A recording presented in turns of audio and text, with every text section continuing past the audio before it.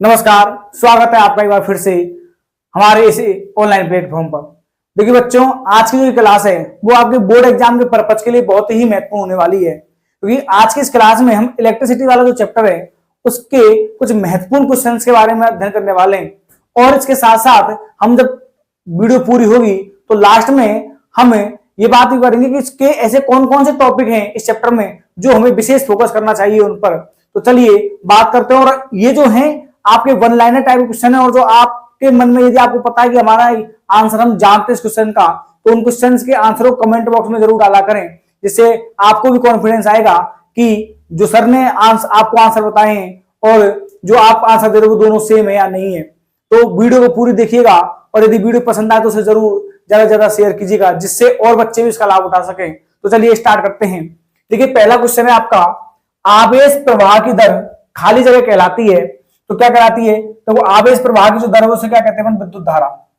देखो विद्युत धारा कहलाती है। यहां से आपके क्वेश्चन की आपको डेफिनेशन भी याद हो जाएगी और सब कुछ याद हो जाएगा। ऐसे ही यह सीरीज बनाई गई है। तो दूसरा क्वेश्चन है आपका, आवेश का एस आई मात्रक क्या है? कौन सा मात्रक पूछता है बच्चों? S I. हमेशा आपसे लगभग आपकी जो 99.9% आपसे एग्जाम में एस आई मात्रक ही पूछा जाता है। और क्या होता है वो आपका?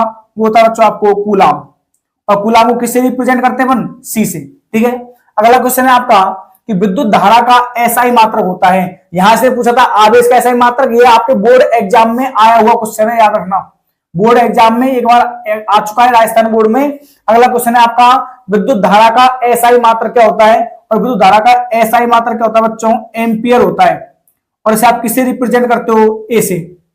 अगला क्वेश्चन है आपका चौथे नंबर का, फोर्थ, कि समय का एसआई मात्रक क्या होता है? देखो आपने बहुत सारे मात्रक पढ़े होंगे, आप समय को मिनट में भी मापते हो, घंटे में भी मापते हो, लेकिन इसका जो एसआई मात्रक होता है ना वो होता है बच्चों सेकंड। और इसे किससे रिप्रेजेंट करते हैं आप? एस से। अगला क्वेश्चन है आपका कि विद्युत धारा यानी इलेक्ट्रिसिटी करंट को किसी यंत्र द्वारा मापा जाता है। ये इंपॉर्टेंट आपके कुछ क्वेश्चन हैं जो आपके एक एक नंबर में आते हैं, और यहां हम गलती नहीं कर सकते, क्योंकि आप बड़े क्वेश्चन को फिर भी आप टॉपिक्स को पढ़ के जाते हो और याद कर लोगे, लेकिन छोटे क्वेश्चन में हमें सबसे ज्यादा समस्या आती है। तो ये याद रखिएगा। तो विद्युत धारा को किस यंत्र द्वारा मापा जाता है? और आप जानते हो विद्युत धारा को मापने वाला जो यंत्र है उसका नाम होता है बच्चों अमीटर। और अगला क्वेश्चन है आपका ऐसे ही मिलता जुलता, विभवांतर को किस यंत्र द्वारा मापा जाता है? और जहां तक मुझे शायद याद है यह 2025 में ही पूछा गया क्वेश्चन था। और इसका आंसर क्या होगा बच्चों? Volt meter. यानी वोल्ट मीटर आपका वह यंत्र है जिसके द्वारा किसको मापा जाता है? विभवांतर को, यानी पोटेंशियल डिफरेंस को। और इलेक्ट्रिसिटी करंट को किससे मेजर करते हैं अपन? एमीटर से करते हैं। तो चलिए अगला क्वेश्चन है हमारा क्वेश्चन नंबर 7। और क्वेश्चन नंबर 7 क्या कहता है? देखो आपसे कि विद्युत परिपथ के एक बिंदु से दूसरे बिंदु तक, विद्युत परिपथ के एक बिंदु से दूसरे बिंदु तक एकांक आवेश को ले जाने में किया गया कार्य क्या कहलाता है? खाली जगह कहलाता है। तो आप जानते हो क्या कहलाता है? ये कहलाता है आपका विभवांतर। कि आप एकांक आवेश को विद्युत परिपथ के एक बिंदु से दूसरे बिंदु तक ले जाने में जो कार्य करते हो वही क्या कहलाता है? आपका पोटेंशियल डिफरेंस, यानी क्या कहलाता है? आपका विभवांतर कहलाता है। ठीक है। अगला क्वेश्चन है बच्चों, देखो विभवांतर का एसआई मात्रक होता है। ये पूछ रहा है आपसे कि विभवांतर का एसआई मात्रक क्या है? तो हम जानते हैं क्या होता है? वोल्ट होता है। और वोल्ट को किससे रिप्रेजेंट करते हो आप? बी से। ठीक है। अगला क्वेश्चन है आपका, विद्युत धारा व विभवांतर ज्ञात करने का सूत्र। ये इंपॉर्टेंट है, आपसे पूछ लिए जाते हैं बहुत बार एक नंबर में। तो देखो आपका विद्युत धारा जो होती है ना, इसको आप किससे रिप्रेजेंट करते हो? आई से। फॉर्मूला होता है Q/T। मतलब क्या हो गया? आवेश अपॉन समय। लिख के आइएगा, है ना, बताना। यदि आप मान लो ऐसे लिखते हो मैथमेटिकल में सिंबल्स में रिप्रेजेंट कर रहे हो फॉर्मूले को, तो वहां जरूर लिख के आना कि Q क्या है आपका? आवेश है, और T क्या है आपका? टाइम, यानी क्या है आपका? समय है। और आपका विभवांतर होता है नहीं, इसका फॉर्मूला क्या होता है बच्चों? इसका फॉर्मूला B बराबर W, यानी क्या हो गया? कार्य, किया गया कार्य बटे क्या हो गया? आपका आवेश। तो ये आपके दोनों फॉर्मूले हो गए। अगला है आपका क्वेश्चन नंबर 10 कि एक कूलाम आवेश की रचना करने वाले इलेक्ट्रॉनों की संख्या। ये आपको सीधे ही याद होनी चाहिए, एक नंबर में आपसे पूछी जा सकती है। तो देखो कितनी होती है, आप जानते हो संख्या होती है 6.25 इंटू 10⁻18। 6.25 0.25 इंटू 10⁻18 क्या होती है, संख्या होती है किसमें, यदि मान लो किसी भी कंडक्टर वायर से चालक तार से 1 कूलाम टोटल चार्ज क्या हो रहा है, फ्लो हो रहा है या पास हो रहा है, तो टोटल कितने इलेक्ट्रॉन बह रहे होंगे, ये बह रहे होंगे आपके 6.25 इंटू 10⁻18 आपके इलेक्ट्रॉन्स क्या होते हैं उसमें फ्लो होते हैं, पास होते हैं।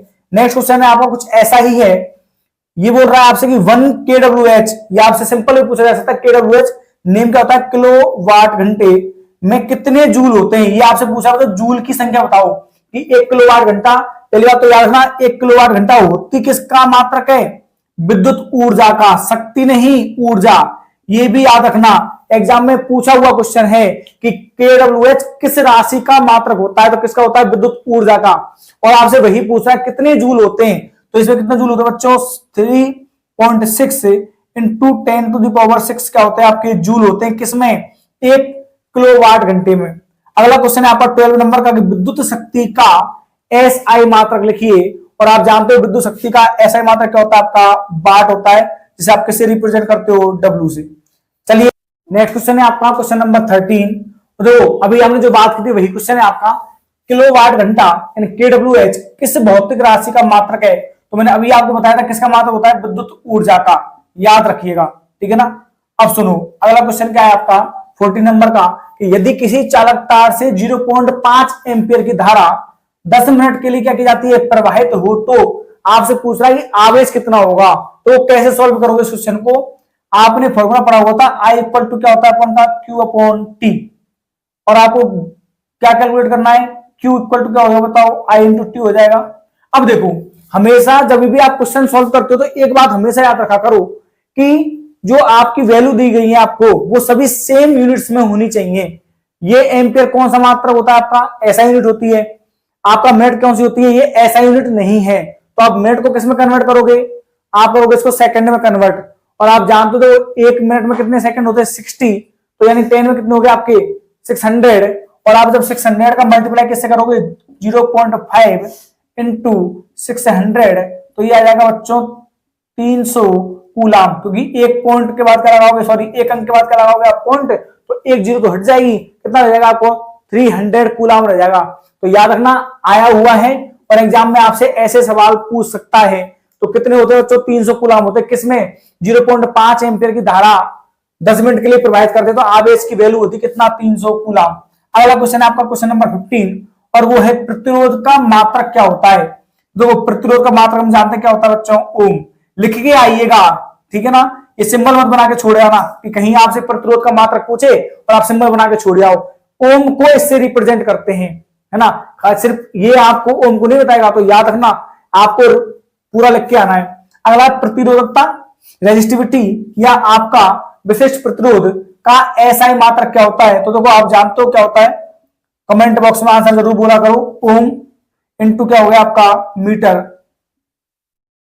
या इसका जो सिंबल होता है वो क्या होता है आपका ओम इंटू मीटर। तो आपका ये क्या है, एसआई यूनिट है किसकी, विशिष्ट प्रतिरोध की। क्वेश्चन नंबर 17 है आपका कि किसी परिपथ में धारा का नियंत्रण करने के लिए खाली जगह युक्ति का उपयोग किया जाता है। तो आपने दो चीजें पढ़ी हैं, एक तो पढ़ा है आपने धारा नियंत्रक, और एक आपने क्या पढ़ा है परिवर्ती प्रतिरोध। जो उनके नाम है उनके काम उनके जस्ट क्या है, उल्टे हैं। परिवर्ती प्रतिरोध क्या करता है, धारा का नियंत्रण करेगा, और धारा नियंत्रक क्या करेगा, प्रतिरोध को क्या करेगा, परिवर्तित करेगा। तो यहां पे क्या आएगा बच्चों उत्तर, यहां आपका आंसर आ जाएगा परिवर्ती प्रतिरोध। याद रखना एग्जाम के लिए बहुत ही इंपॉर्टेंट क्वेश्चन है आपसे। हम सबसे ज्यादा जो फंसते हैं ना वो आपके फिल इन द ब्लैंक्स में ही आगे फंसते हैं, क्योंकि वहां में क्लू नहीं मिल पाता क्या करें।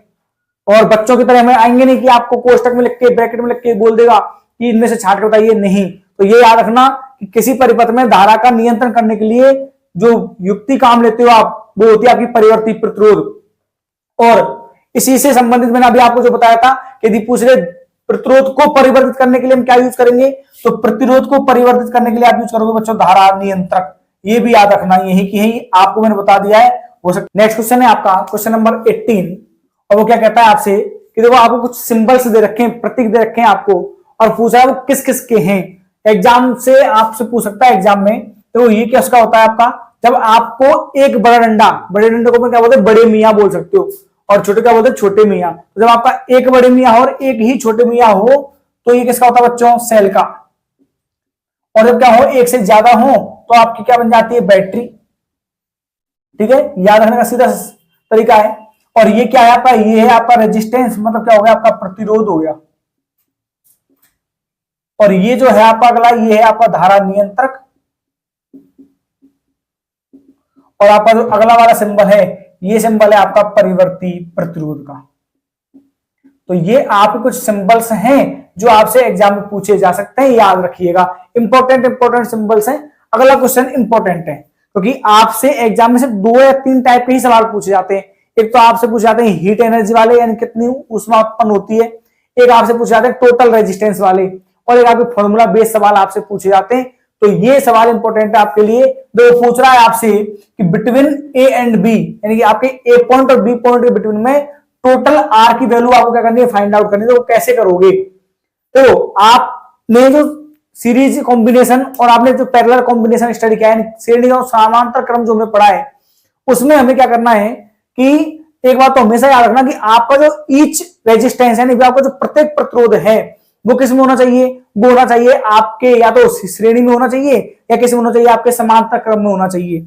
प्रत्येक प्रतिरोध की कहा मैंने, है ना, जॉइंट नहीं, ये नहीं कि 2 प्रतिरोध किसी अन्य प्रतिरोध के साथ श्रेणी या समांतर में, एक एक सिंगल होना चाहिए। अब देखो यहां पे आपका जो 3 ओम और ये वाला जो 3 ओम है, ये दोनों तो आपके सीरीज में ही है, लेकिन ये दोनों सीरीज में हैं और किसके साथ, पैरेलल में। ये दोनों हैं पैरेलल में किसके साथ, 6 ओम के साथ।